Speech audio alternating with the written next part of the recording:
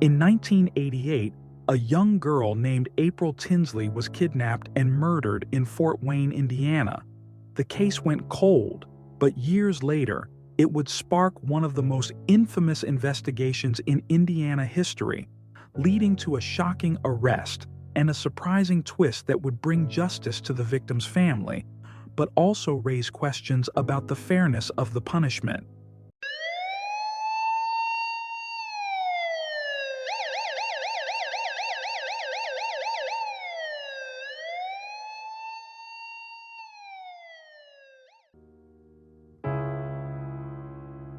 Easter 1988 in Fort Wayne, Indiana, turned out to be stormy. The entire weekend was expected to be rainy. 8-year-old April Tinsley was playing outside with her friends when the first drops of rain started to fall on the warm pavement. April remembered that she had left her umbrella at her friend's house, just around the corner from her own home, and hurried to get it before the rain got heavier. Her friends continued playing, but April never returned. It was time for lunch, and when April didn't come home to eat, her mother, Janet, started to worry. She went outside to talk to April's friends, but they hadn't seen her in a while and were sure she had already gone home. That's when panic set in for Janet. She immediately called the police. Not only the police, but also volunteers joined the search. Local residents were troubled by the disappearance of a little girl. The incident caused a real stir in the community. For the rest of the day, people combed the area on foot, in cars, and from helicopters. The sun had already set, but there was still no news. Later, a witness called the police reporting that he had seen a man, around 30 years old with light brown hair and stubble, dragging a child into a blue van. The timing matched April's disappearance, and based on the witness's description, a composite sketch of the man was created. But there were no further leads, and the case reached another dead end. 3 days later, a jogger discovered April's body. She was found around 3:30 p.m. in Spencerville, a 20-minute drive from her home in Fort Wayne. An examination revealed that the girl had been brutally assaulted. Moreover, detectives determined that the killer had transported her body and left it on the side of the road in broad daylight. The police suspected the perpetrator was a local resident familiar with the area. Although DNA samples were collected, they didn't assist in the investigation at the time. It was 1988, and modern DNA technologies weren't yet available. However, investigators hoped that the collected evidence might prove crucial in the future, and the samples were preserved. Just a few days later, the police announced the arrest of a 34-year-old man in connection with April's murder. A total of 140 people had called Crime Stoppers to report a resemblance between the man and the composite sketch. The suspect had been seen repeatedly. The police ended up questioning him for several hours, but instead of charging him with April's abduction and murder, he was charged in a completely unrelated case involving the molestation of an 11-year-old girl. Hair and blood samples were taken from the man, as well as from 5 other people questioned in connection with April's case, and sent to a lab in Maryland for further testing. The results came back in August 1988, but all 6 samples were inconclusive, according to the police. 2 years later, a message appeared on the wall of a barn near where April had been found. "I kill 8-year-old April Marie Tinsley."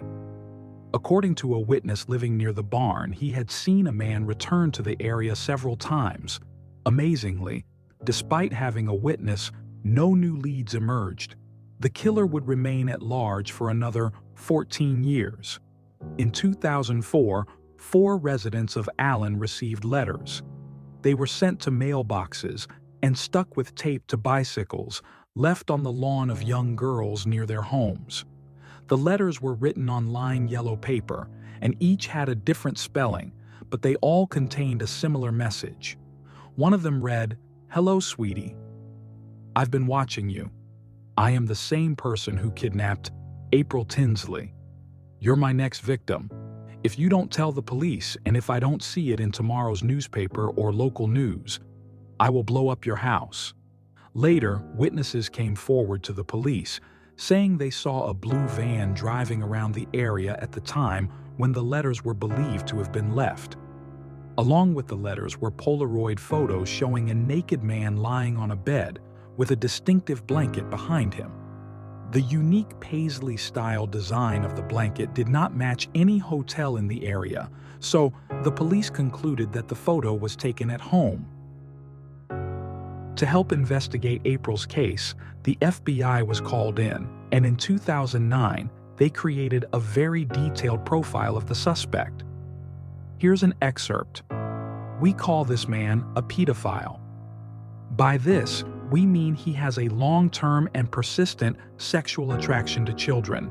In this case, the perpetrator demonstrated a special sexual interest in young girls who have not yet reached puberty.